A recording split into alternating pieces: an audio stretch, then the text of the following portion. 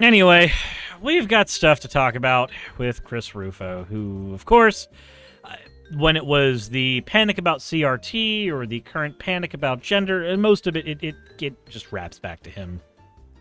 That's how it works. That's how it works. Also, Amish, it seems that you want to go back to doing exactly what you were doing right before you got timed out. So welcome back to the timeout area. God, that sucks. Just, weird. Weird how that works when you get timed out for a reason and you just keep doing the damn thing and then you get timed out again. How weird. How strange. Anywho, we're not worried about that right now. We're not worried about idiots in the chat. They get thrown into the timeout area because that's where children go. We are here to talk about Rufo. But before we do that, we got to talk about something else. If we're talking about Einstein, we have to talk about the hilarious moment in Command & Conquer, where Tim Curry goes back in time, alive in Einstein, and then suddenly Japan takes over the world.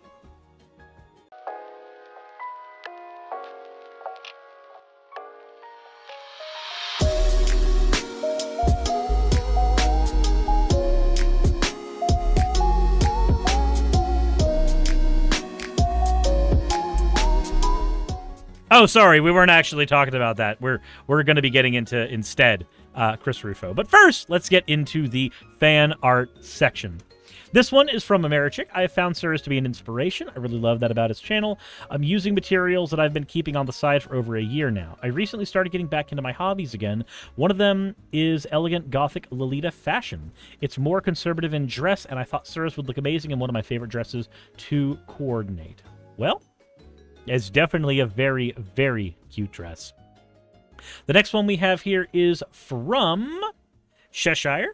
From today's stream, congrats! You are now a goblin slime.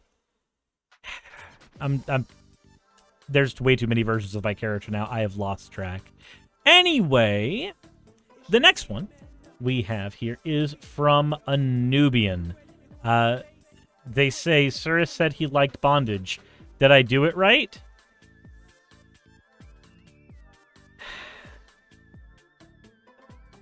I'm tired. I'm tired, everyone. I'm just really tired. Anyway, fan art goes in the cursed place. Hit like button. Subscribe. Go away.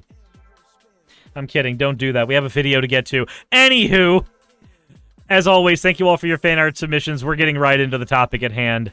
Has conquered American life. Oh. The transgender movement has conquered American life. In what way? Trans people make up less than 1% of the human population. But okay. Trans people go in the square hole.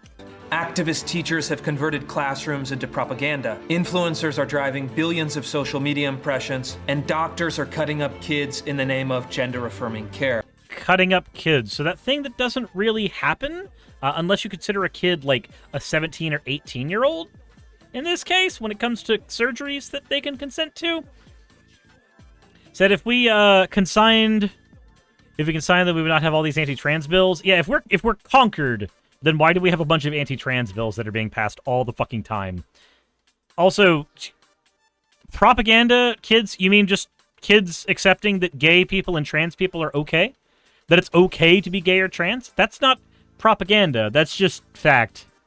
The story goes deeper than you might imagine, featuring rage-filled intellectuals, a trans billionaire benefactor, and large-scale medical experiments in a Detroit ghetto. This is the story of the transgender empire. Empire? What the fuck? How it came into being, and how it hopes to change the face of American society forever. In order to understand what's happening with the trans movement, we have to begin with a short history lesson. In the late 1980s, a group of writers, including Judith Butler, Gail Rubin, Sandy Stone, and Susan Stryker, established the disciplines of queer theory and transgender studies. They argued that gender was a social construct used to oppress racial and sexual minorities. They denounced the categories of man and woman as a false binary that upholds a system of heteronormativity, the white, male, heterosexual power structure. I mean, Historically in the West, white male heterosexual power structure is a thing. Like literally, I have a question. Ask yourself, over the last 200 years in America, who has held the power? Now, when you realize that within that 200-year time span, we had a civil war over slavery, we had black slaves, women were not able to vote, and gay marriage only got legalized in the Obama presidency. Weird. It's almost like, just possibly, there is a power structure in America that has existed for hundreds of years that is primarily made up of cis, het, white guys. Because they've been the ones with all the rights. Weird that it's literally only been within the last few decades that hasn't been the case. Strange that, isn't it? Isn't that weird? These writers made the case that these systems must be ruthlessly deconstructed and turned to dust. Yeah. Like, let's for a minute, let's accept that that's a thing. Like, just for the sake of argument, let's accept that there has been a power structure in the United States that has been predominantly white, heterosexual, and male. Just real quick. Why is it a good thing that those are considered the norm and not everything else being the norm as well? Black people being in power, women being in power, people who are gay being in power, people who are trans being in power. What's wrong with any of those things? Well, nothing, really, unless you're an idiot. Also, Mr. Krabs, thank you for redeeming your points for an ada. You fucking degen. And the most visceral, dramatic way to achieve this is transgenderism. I don't think that Judith Butler said that people need to transition in order to make the cis white power structure go away. That feels like a paraphrasing at best. If a man can become woman, if a woman can become man, they believe... Also, yeah, transgender studies began way earlier than that. Germany actually had a thriving transgender study culture, and then you know what happened? The Nazi Party happened, and then all the books were, burned. That's a thing they did.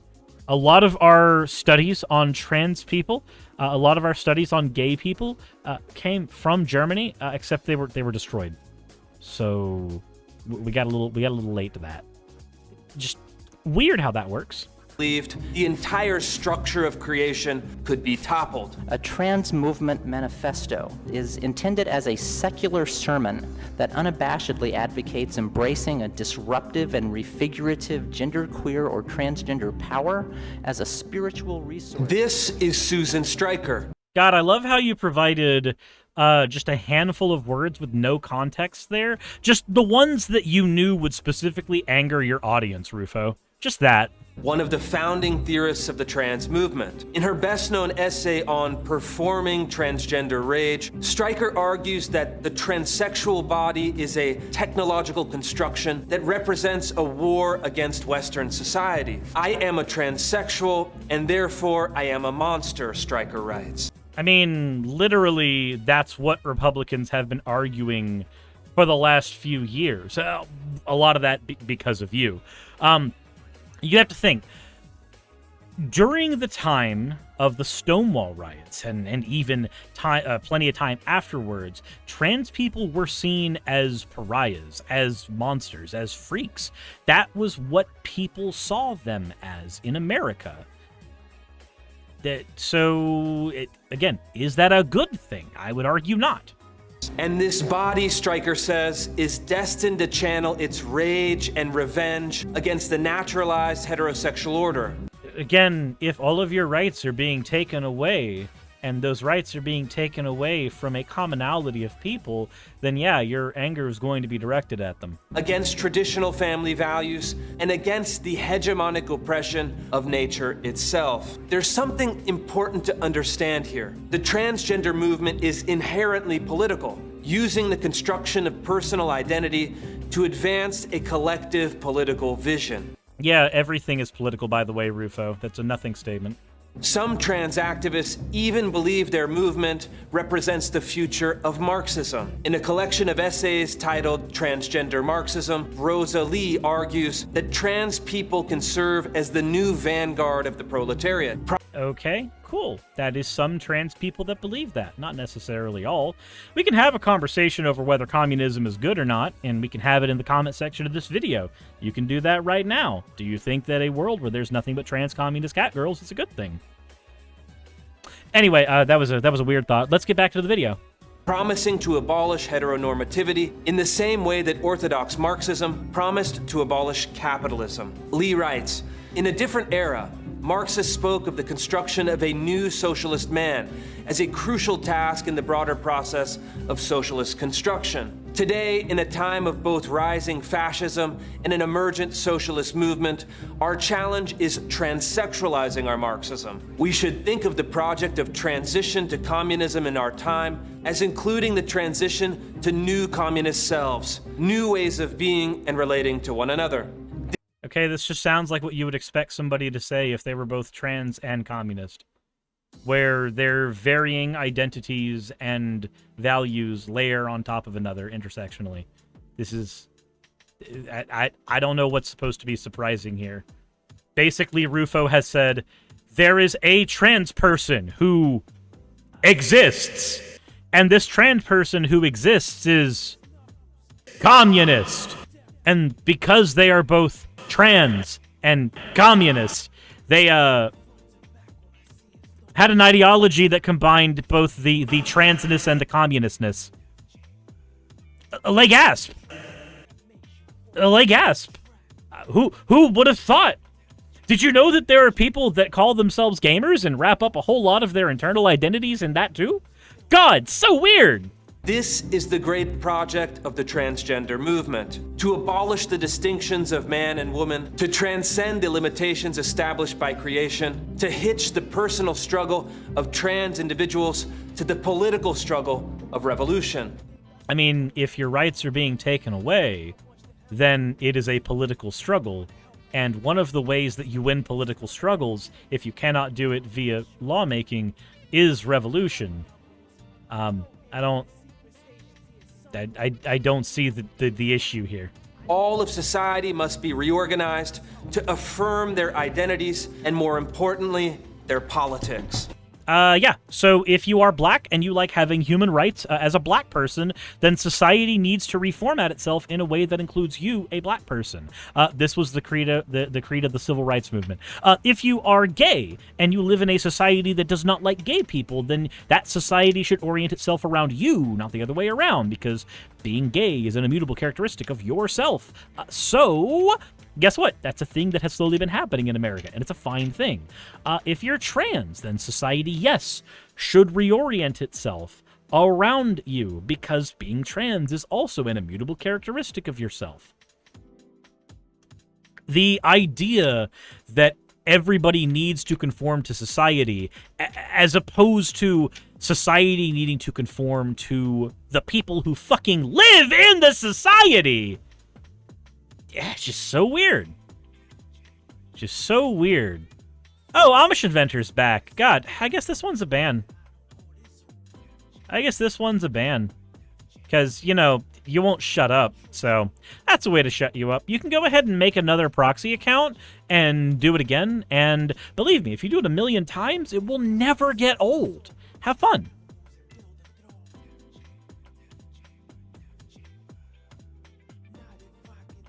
Have fun.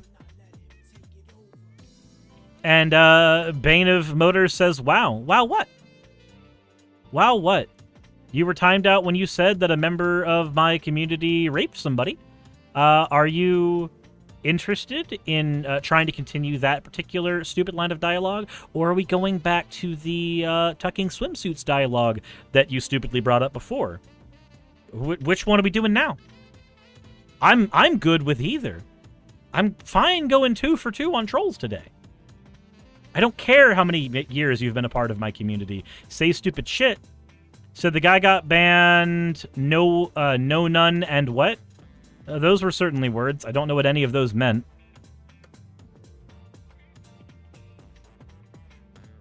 So what do they do? Just saying Catgirl on communism starts with a C? No, they then made a KKK joke afterwards. And I'd already dealt with them doing shit earlier. Sorry, my tolerance is very, very low today. Anywho, let's go back to Rufo. So, how did the trans movement suddenly move from the fringes to the center of public life? Because they built one of the most sophisticated ideological pipelines in American politics. Ah, yes, a thing that Republicans have famously never done. It begins with a flood of cash. In recent years, some of the wealthiest people in the country have spent enormous sums of money subsidizing the trans movement. Jennifer Pritzker is one of them. Pritzker, born James Pritzker in 1950. So why do we have to dead name? Why is that a thing that you have to do? The name that they go by now is the name that's valid for them. Who the fuck cares what name they went by when they were born? Served a career in the United States military, and inherited a sizable part of the Hyatt Hotel fortune. In 2013, Pritzker announced a male-to-female gender transition. The newspaper celebrated Pritzker as the first trans billionaire, and almost immediately, Pritzker began donating untold millions to universities, schools, hospitals, and activist organizations to promote queer theory. And let's just pretend for a moment that this has never been done by right-wing billionaires ever. There have never been corporate lobbyists that have done this before. The Koch brothers, single brother, rest in peace, Bozo, that's never happened before at all. The PragerU project was never built and funded by millionaires and billionaires at all. It has never, ever happened ever once in the history of ever that a billionaire has ever once in the history of ever taken their money and used it to push any ideology they have ever had. Nope, never. This is unique. Pay attention to this one. This is the one that matters. Prince Caspian, thank you for redeeming your points for an all-wall. Anywho. And trans medical experiments. Meanwhile, Pritzker's cousin, Illinois Governor J.B. Pritzker, signed legislation pushing radical gender theory in the state education curriculum and directing state Medicaid funds towards transgender surgeries. Okay, so is this one state or is this the other 49 states? Like, why does that matter here? Because if somebody's pushing it in one state, sure, that's a problem, but you're trying to mention that this is happening everywhere in the United States, necessarily. So... Here's Governor Pritzker speaking to an audience of trans activists. Tonight I'm here to say that our state government is firmly on your side. We're going to make sure that all transgender Illinoisans are ensured their basic human rights and that health care services are provided to them so that they can thrive. Cool.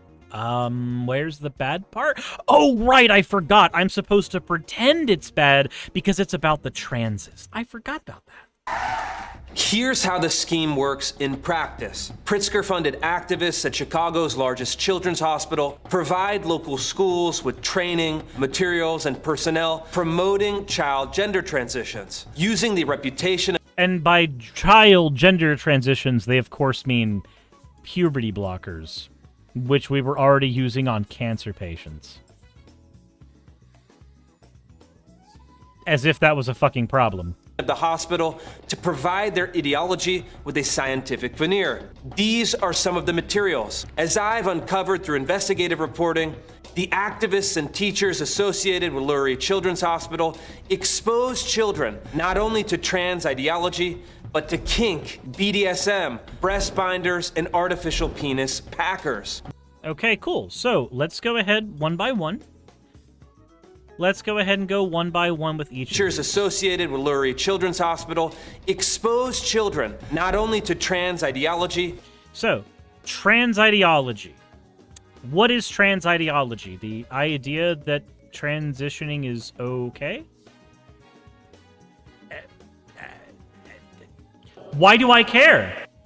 But to kink, BDSM. Kink, so that thing that kids are going to be discovering irrespective, and if you have teachers handling that in sex education, then you can actually manage to teach them about that stuff safely and healthily in a way that's not going to be damaging further, like pretty much all sexual education. Okay. Breast binders and artificial... Breast binders. Yeah, I've watched cartoons. I know what those are.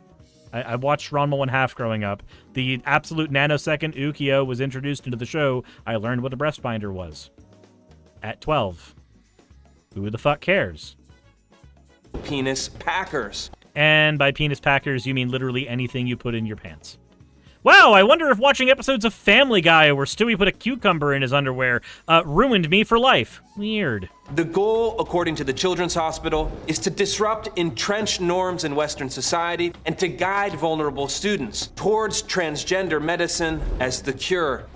No, that's not what that is. Actually, you're massively misrepresenting everything that is being presented here. It's not that, oh, if you trans yourself, that's the cure to things. It's, hey, if you happen to not identify with the gender you were assigned at birth, maybe you should go on blockers so that you can see how you feel later, you know, when you get into your late teens. And, oh, after you've been on blockers for a while, do you still feel like you're trans? If so, then maybe we can explore options for HRT. Maybe we can explore options for surgery once you're 18. Those are the things that industry is doing right now. It's not trying to point to kids saying, yeah, are you feeling a little acne? You know what fixes that? Some estrogen! That's not a thing they're fucking doing. Meanwhile, trans activists flood social media with propaganda. It's because of this one part of my body not. The Chicago area detransitioner, Helena Kirshner, describes her transition experience this way. When I was 15, I was introduced to transgender ideology on social media and began to call myself non-binary.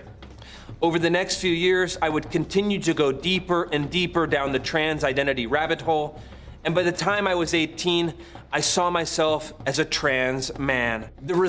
All right, so here's the thing. Kirshner, born July 24, 1998, because apparently that matters, Kirshner had a childhood of incredible privilege and was involved in figure skating and other expensive hobbies, and none of that really matters here. Kirshner, specifically, is what we would call an ex-transgender activist. She's part of the Peak Resilience Project. She's actually part of a massive anti-transgender group that has a bunch of other people in it as well, including Jesse Hinty and Dagny Walton. Taking her words just simply on their own, I really don't care about, as she's literally involved in anti-trans organizations. She has spoken at a number of anti-trans events and has appeared on a ton of conservative media outlets, including none other than Michael Knowles and Ben Shapiro. This is not a person that I would personally take seriously, but go on. Let's pretend that what she has to say matters at all. The result is a sophisticated school-to-gender clinic pipeline. Teachers, counselors, doctors, and influencers, many of whom are governed or subsidized by members of the Pritzker family, all push kids towards the science and politics of transgenderism. Highland Park, Michigan is one of the poorest and most miserable cities in America. It's nested within the city of Detroit and has been plagued by poverty, violence, crime, and death for decades. The city can't even afford to keep the streetlights on. But there is one institution in Highland Park that is overflowing with funds, the Ruth Ellis Center. So this is where we get this lovely fallacy that Rufo's going to engage in, where, oh, don't worry, if it were just for the Ruth Ellis Center, if it were not for the Ruth Ellis Center, the city would have plenty of funds to throw at everywhere else, as if there's not 1,000 bits of bureaucratic red tape preventing that as well. A single entity in a city getting a bunch of funds does not mean that those funds would have been going to that city otherwise. Again, bureaucratic red tape. You ever notice they never say trans people, it's always transgenderism? Well, right, it's got to be a giant ideology. And a lovely thing about this type of ideology is you have to pretend it is both impotent and imminent. It needs to be so weak that it can be defeated with all the little bits of brain power that your rural Americans can muster up, but it has to be so powerful that you need the funding and power of think tanks and billionaires and everybody to make sure it goes down. It needs to be so strong that you need all the help and all the funding to fight it. But it needs to be so weak that you get to laugh at it. This is how almost every ideology has to be painted to the people who are against it. Said, you aren't people, you're an idea. Yep. Said the ideology. The Ruth Ellis Center is Metro Detroit's central laboratory for the synthesis of transgender science and politics. The center's marketing pitch is an amalgam of all the fashionable left-wing buzzwords: trauma-informed care, restorative justice, harm reduction, racial equity, and gender-affirming care. The last one is the most significant. Each year, the Ellis Center and its partners conduct large-scale medical experiments on a population of predominantly black youth who've run the gauntlet of homeless shelters. Witchpunk, thank you for the raid. Also, do you like how this is framed? They run a series of experiments on the poor black people that... Don't worry, I wasn't demonizing the last 2 years when I was on my anti-CRT cook. No. Now I care about the black people a lot. Chris Rufo, everybody. Chris Rufo, everyone. Foster care, juvenile hall, and the streets. Dr. Maureen... You're wondering when they were going to bring race into it? Oh, yeah. So the thing is, with people like Rufo, they like to bring minorities into their conversations all the time, up until the point where they're no longer useful. This is like with the LGB Alliance. They're notoriously pro-gay up until there's no trans people for them to oppress anymore, and then suddenly the Lions Eating Faces party is eating lions, and oh no, who could have seen that coming? Conley is a pediatrician at Henry Ford Health and leads the Ellis Center's medical partnerships, providing puberty blockers, cross-sex hormones, and surgical referrals to scores of Detroit kids. And by kids, he gets to lump every single person here into one age group, despite the fact that each and every one of these would be given to a different age group. Puberty blockers would be given from the ages of 10 to 12, cross-sex hormones would be given from the ages of 16 to 17, and surgical referrals would be given from the ages of 17 onward, usually 18. But, you know, it's... If we just call them all kids in this particular case, then that would prevent us from having any nuance, and that means we can make people get really, really freaking upset over the word kid. They're coming for the kids, and we care about them all the time, unless we are Republicans and we let them get pregnant at the age of 12 and force them to keep the kids. But okay. Transitioning is an umbrella term to describe the process that someone goes through to bring their external self more closely into alignment with their gender identity. Typically, that's masculinizing or feminizing medications or hormone therapy. People can also choose to pursue gender-affirming surgeries, which are surgical interventions to bring their body more closely in alignment with their gender identity. Keep in mind, all that sounds based as fuck. these are not the white, affluent, educated, male-to-female trans individuals who are the public face of the movement. These are poor, black, traumatized youth from the furthest reaches of the Detroit ghetto. They're so poor. They're so... God, don't you care about them so much? Look, God... What's a token again? They suffer from enormously high rates of family breakdown, substance abuse, mental illness, and suicide. Said, what's wrong with that lady? If it's Dylan Mulvaney, Dylan's a very animated person, and I've never liked the way her personality comes across. Her face is like rubber when she speaks, and I don't know why that off-puts me, but every single time I've seen Dylan Mulvaney, that has been a weird thing to me. That's the closest thing I can think is like as a red flag of like what's wrong with that person. Suicidal behavior. And they're told that gender transition, the latest promise of therapeutic liberalism, will solve all their problems. The most elite members of our society, affluent, highly educated, left-wing female doctors, are using the marvels of modern medicine to manufacture the ultimate oppression. If we make the trans person black, they're super oppressed. The fuck? The poor, black, trans woman.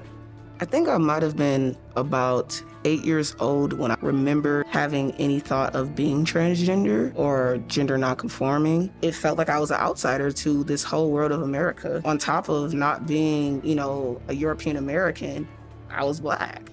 The doctors at the Ellis Center have created the new face of the proletariat, the highest authority in the intersectional hierarchy, and they've embedded the revolution. The fuck?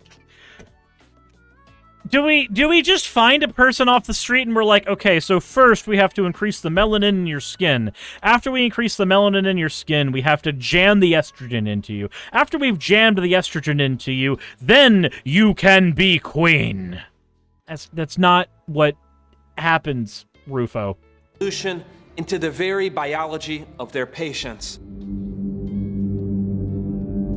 In 1818, the novelist Mary Shelley wrote a book titled Frankenstein, or the Modern Prometheus. The premise of the book is that modern science, stripped from the constraints of ethics and nature, will end up creating monsters. The trans-affirming doctors are the postmodern iteration of Dr. Victor Frankenstein. Aha!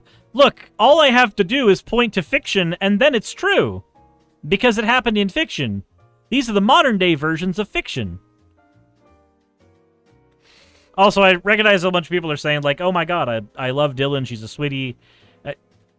Dylan could be a wonderful person. She could be a wonderful individual. There's something about her that makes my brain go, huh, I do not like. They promise salvation through transition, but end up creating disaster. So are they talking about trans race changing? No, he was just saying that, like, they're making the perfect oppressed person by making them black, girl, and also trans. Just give them all of the lines of oppression, but that's not what's happening. If somebody just happens to be black and trans, Tell me you didn't understand Frankenstein without telling me. Yeah, I know, right? The whole point was Frankenstein's monster wasn't actually a monster. He just looked like it. And people made the monster by treating him like one. Salem says, when I first saw her, I also felt she seemed way too theatrical, but it changed when I started watching her content. That's fair. And for me, I don't watch her content because that theatricalness is what made me feel off-put. So it could very well be that that's all that's happening, is my brain sees that theatrical drama kid thing and goes, no. If a further dive into her content makes her seem more palatable, then cool. I think what we're becoming very known for at OHSU is genital surgery, and a prime example of that is a procedure called phalloplasty, which is the creation of a penis. I like how he's got all of the he's got almost like the soundtrack for the Manhunt video game playing in the background. He's got the aesthetics of it too. Just everything's all just dark and eerie and it's spoopy. When all that this person is saying is, hey, by the way, we made a penis out of flesh. Dr. Blair Peters is a plastic surgeon who uses he/they pronouns and performs transgenital surgeries at the publicly funded Oregon Health and Science University. Cool. Sounds neat. Peters specializes in phalloplasty, the creation of an artificial penis, and vaginoplasty, the creation of an artificial vagina. And we now have a robotic vaginoplasty program. We have the highest volume on the West Coast.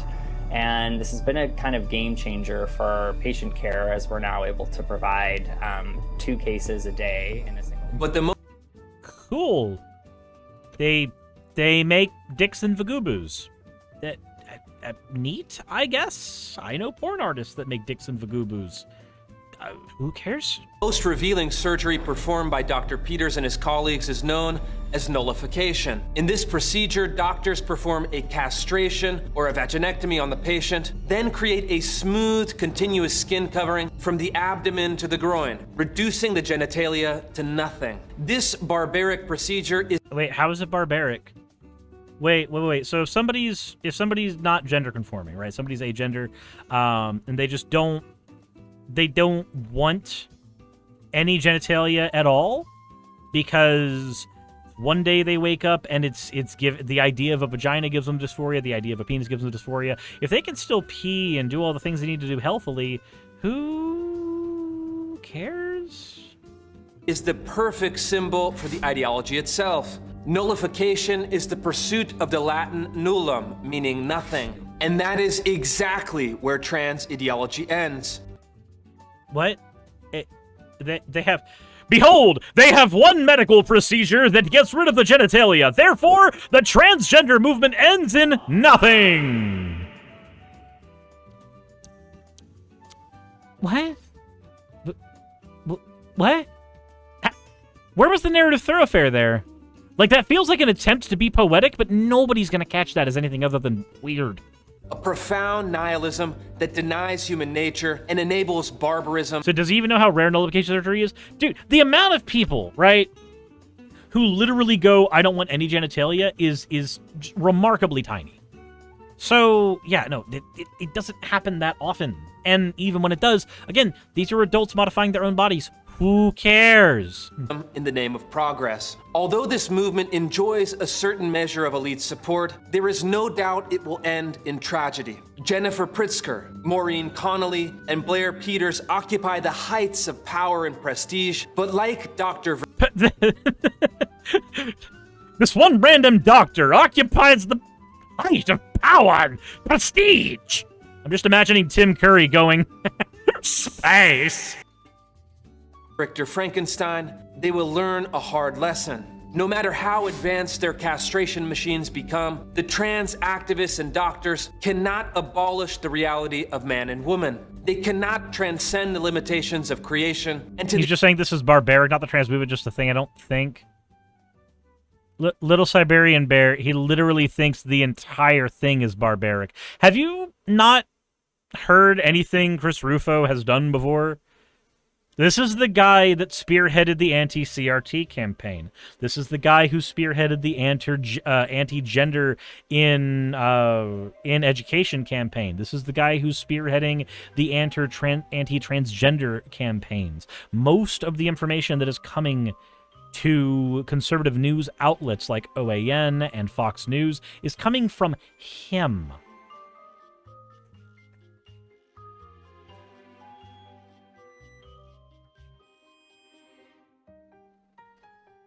Also, Melody, thank you for redeeming your points for an owl. To the extent that they try, they will elicit the same heartbreak and alienation captured in the final scene of Mary Shelley's novel. The hulking monster, shunned by society and betrayed by his father, filled with suicidal despair, drifting off into the ice floes. A symbol of Promethean hubris meeting its final consequence. Do you know why transgender people contemplate suicide more often than other sets of people in society? It's much like how men in general contemplate suicide more often. It comes down to how we're treated. Men have a higher suicide rate than women because we are treated like pack mules. We are treated like garbage. Trans people have a higher rate of suicidality than cis people because of the same reasons. They are treated like garbage in society. There are groups of people who raise them up, and there are actual people with power in legislation who are desperately trying to tear them down. Society at large... Hey, Gorpsink! Hello, how are you doing? I'm not dealing with people today. Welcome to the Banhammer. Try to say most people with a diagnosable mental disorder have high rates of sewer slide. I have no idea if that was meaning things one way or the other, but my tolerance is at nil. Bye. We need to stop saying we are treated and start saying we treat each other. I mean, yes, fair, regardless. The fact of the matter is, if a person in society is treated poorly, they tend to have higher rates of suicidality. Just kind of how it works. Said kicks and screams at anything new. Said I didn't think men had higher rates of attempting suicide, just higher rates of suicide. We got higher rates of both. Because humans are shit to each other. But, here's where I gotta throw it back to you guys. What do you think about Rufo's propaganda? Let me know in the comment section below. Hit the like button if you haven't already. And as always, everyone, don't fall for propaganda. Insert end of video tagline here.